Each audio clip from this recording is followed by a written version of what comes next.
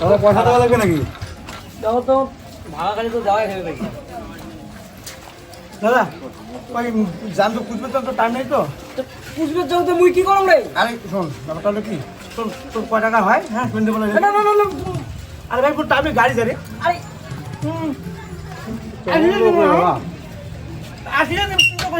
দাদা 5 টাকা দাও আমাকে। শালা মনে হয় না বাকের টাকা দিয়ে মুই একটু দোকান করে দিচ্ছ। শালা এক ডাকশো বাকি খেলে আর শালা বাকি খাবি আর যাবে, পাইয়ে দেওয়ার কোনো নাম গন্ধ নাই। শালা যদি সন্ধ্যে পাইয়ে না দিস না তোর বাদাম ফাড়াই মেলায় দুধ মারানি। কেমন দাদা এরকম করে ভাড়া খায় চলে যায়? ভাড়াতে কয় টাকা ইনকাম হয়? এভাবে খায় চলে যায়। আর কর না, এমন করে ভাগার দোকান চলবে না বুঝছেন। মানসি আর কয়েকদিন পরে ভাগার দোকান বন্ধ করে দিবে। যে বাকি এই ছোট্ট আনা দোকান দিয়ে সংসার চলাই আর যে বাকি পড়ে, এরকম বাকি পড়লে হয়? এই যে লোকটা খায়া গেল ওর ওই ভাগাতে 700-800 টাকা বাকি, এমন করি আমার সংসার চলবে? কোন তো চলবে না।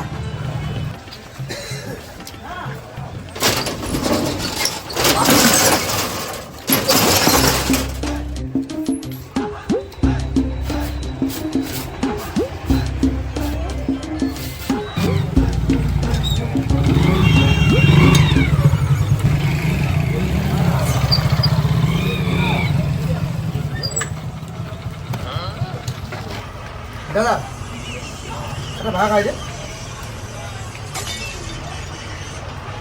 শোন ঘটনা হচ্ছে কালকে আসতে পারলে তো টাকাটা আজকে দিয়ে দেবো। হ্যাঁ আজকে টাকাটা দেবো। ওই মোর বৌনি হারে তুই আলু টাকা দেয়, টাকা দেয়, আগের টাকায় করতে পারবি এলাম তুই বৌনি হারে তাদের কি খালু ভাগা পয়সা দে, আগের পয়সা এলাম তুই ক্যাশ নেই। তুই কেমন জানো রে? পয়সা দিয়ে যা, পয়সা দিয়ে যা। তুই তোর অল্য কথা শুনি না, পয়সা দিয়ে যা। ভাই গাল করবি রে, বোকা চোদা মন না। তুই কয় টাকা পাইছে? বোকা চোদা কয় টাকা পাই? তুই মারে তো তুই দিয়ে নে, তুই যে টাকা পাইলে 1 টাকা দিলে বোকা চোদা। ভাগার দোকান করছিস রেস্তা কোথায় বড় না? টাকা কথা পাইলে রাখবি। ধ্যাৎ, শালা টাকা দেয়। তুই বমি করলে মুই মানিম নাকি? তুই ওটা করে ফেলালু মুই তাই ওটা মানিম নাকি? শালা টাকা দিয়ে শালা শালা যা সুদ মারানির ঘর। শালা খায় আর যায় বাকি খাইবে বালকামার ঘর, টাকা দিবি না। এমন করি তো শালা ব্যবসাগুলো নষ্ট হওয়ার লাগছে। ফালতু সুদার ঘর, ফালতু সুদার ঘর। তোর বাটাম ফাটা হইবে রে, বাটাম। যেদিন ধরিব না সেদিন তোর বাটাম ফাটাবি।